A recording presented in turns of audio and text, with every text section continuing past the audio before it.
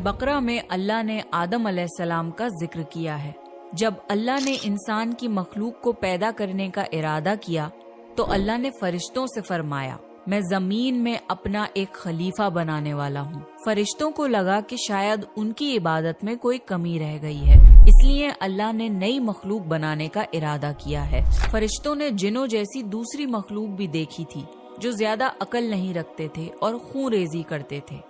फरिश्तों ने अल्लाह से कहा, ए अल्लाह, हम तेरी तस्बीह, हम्द और पाकी बयान करते हैं। क्या तू ऐसी मखलूक पैदा करेगा जो जमीन में फसाद करेगी और खून खराबा करेगी?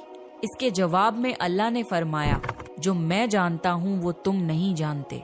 फरिश्तों ने आपस में कहा कि अल्लाह ताला जो भी मखलूक पैदा करेगा वो हमसे ज्यादा इल्म नहीं रख सकती।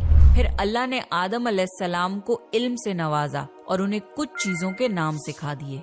फिर अल्लाह ने आदम अलैहिस्सलाम को फरिश्तों के सामने पेश किया और फरिश्तों से फरमाया कि तुम बताओ इन चीजों के नाम अगर तुम सच्चे हो। फरिश्तों ने कहा कि हम उतना ही इल्म जानते हैं जितना तूने हमें सिखाया है, उसके सिवा हमें कुछ नहीं मालूम। फिर अल्लाह ताला ने फरमाया, ए आदम, तुम बता दो इनको इन चीजों के नाम।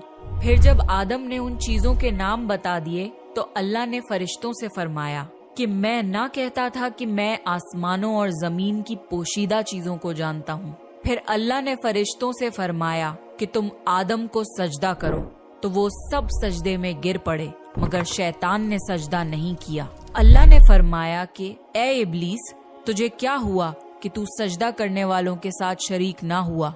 शैतान ने तकब्बुर में कहा कि मैं ऐसा नहीं हूँ कि इंसान को सजदा करूँ जिसे तूने खनखनाते हुए सड़े हुए गारे की मिट्टी से बनाया है। मैं उससे बेहतर हूँ। तूने मुझे आग से पैदा किया और उसे मिट्टी से पैदा किया है। अल्लाह ने शैतान से फरमाया, यहाँ से निकल जा, तू मरदूद है और तुझ पर कयामत के दिन तक लानत बरसेगी। शैतान ने कहा, मुझे कयामत तक मोहलत दे। अल्लाह ने फरमाया कि तुझको मोहलत है।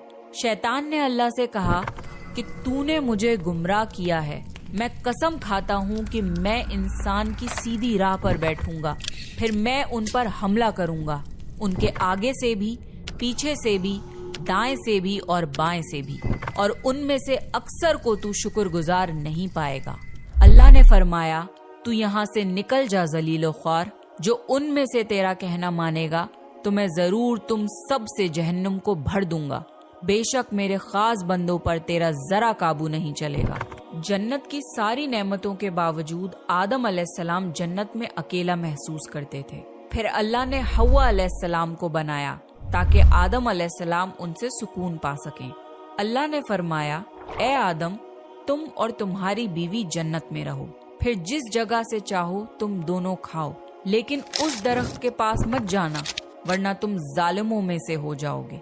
फिर शैतान ने उन दोनों के दिल में वसवसा डाला और कहने लगा, तुम्हारे रब ने तुम दोनों को इस दरख्त से इसलिए मना किया था कि तुम कहीं फरिश्ते ना बन जाओ या कहीं हमेशा जिंदा रहने वालों में ना हो जाओ।